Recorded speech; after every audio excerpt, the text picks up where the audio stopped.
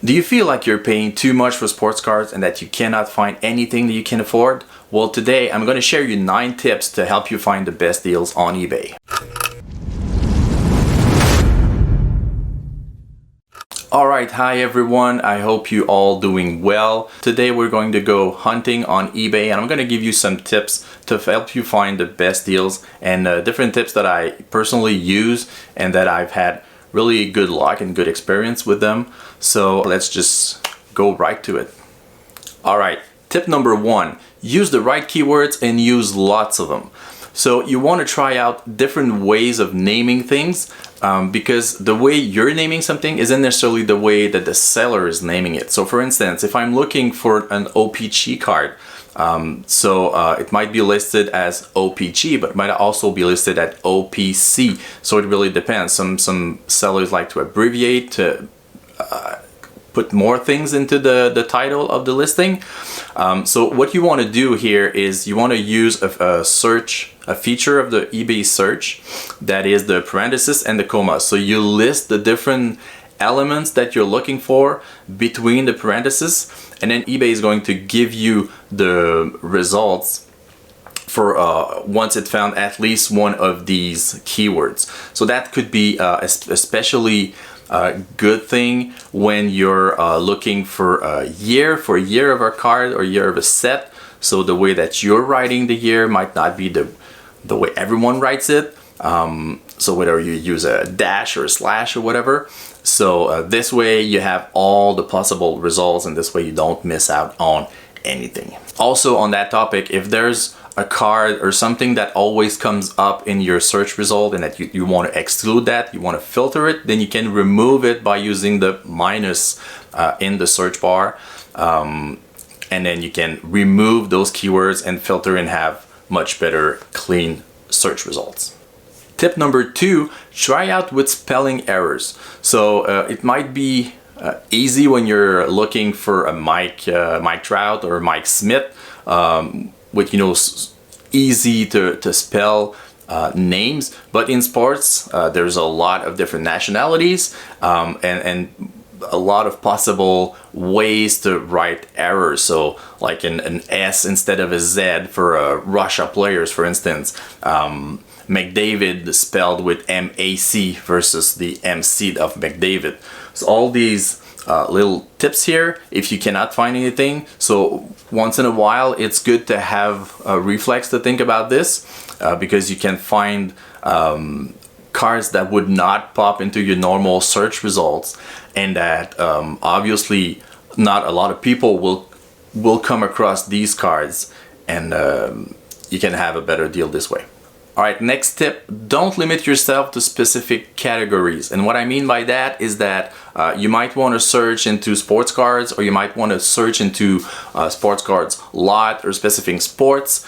But it's a good option to just use the best keywords, like I said in tip number 1, and try to do a more broad research because this way there's a good possibility that you can find some things that was listed by errors in another category that you might be missing out on.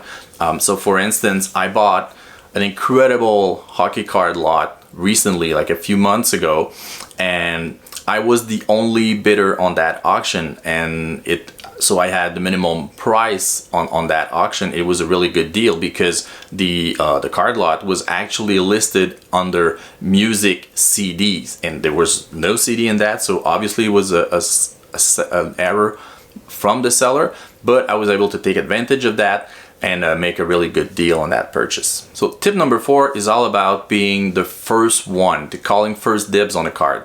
So you want to use the right keywords and then filter your result and sort them by the most newest item. So in this way you can easily spot the buy it now or jump in and make an offer real soon.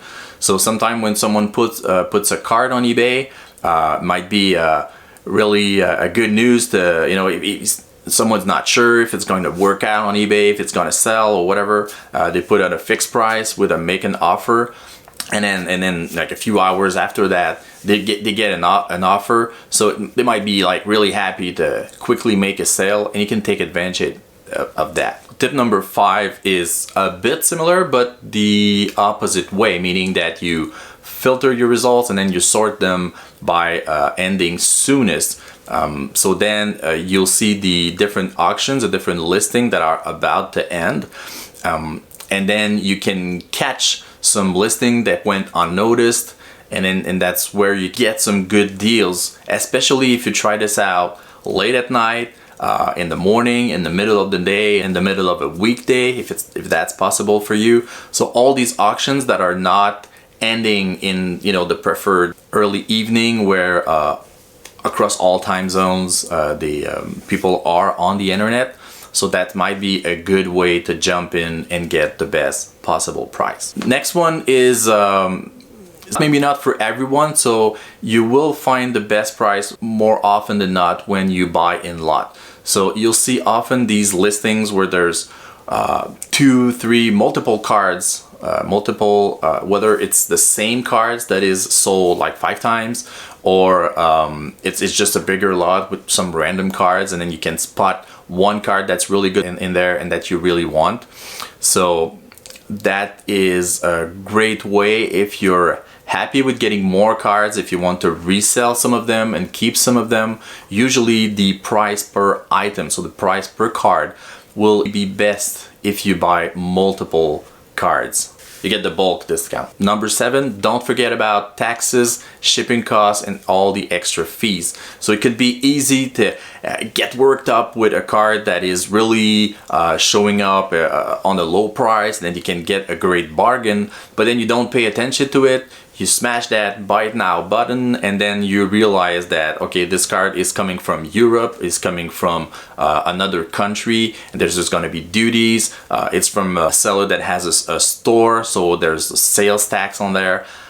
So you really want to factor in all these extra fees, because there's not going to show easily on the search results. So you want to scroll a little bit down in the item, in the listing description, and make sure that you're not paying too much that you're comfortable with. Number 8, it's a pretty obvious one, but save your searches. So if there's really a specific card or specific type of cards that you're looking for, that you're buying a lot, or it's a player that you PC, a team, a set, whatever, so you can create the best search query and then save it under eBay, and then you can decide whether or not you want to have email notification about that.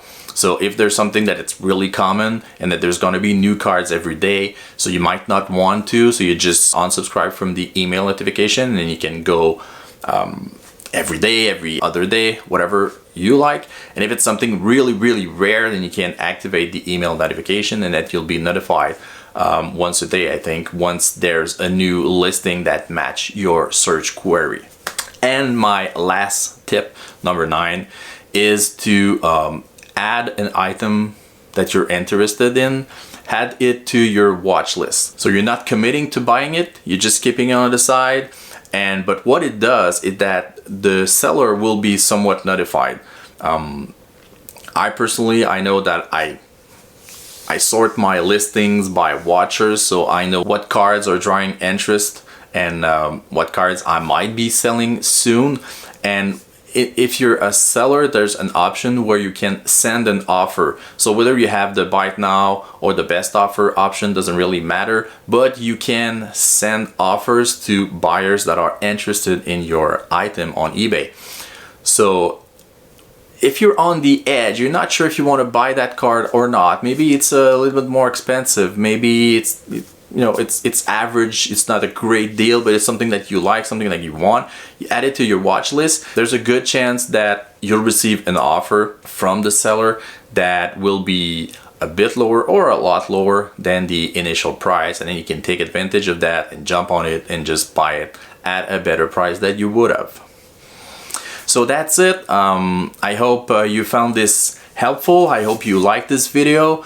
If you did, please like and subscribe. So I'm just starting out. It's a new channel. Obviously, this would mean a lot to me personally, but also to the growth of my channel. On that, I'm just gonna say thanks for watching. Stay safe and have a good one.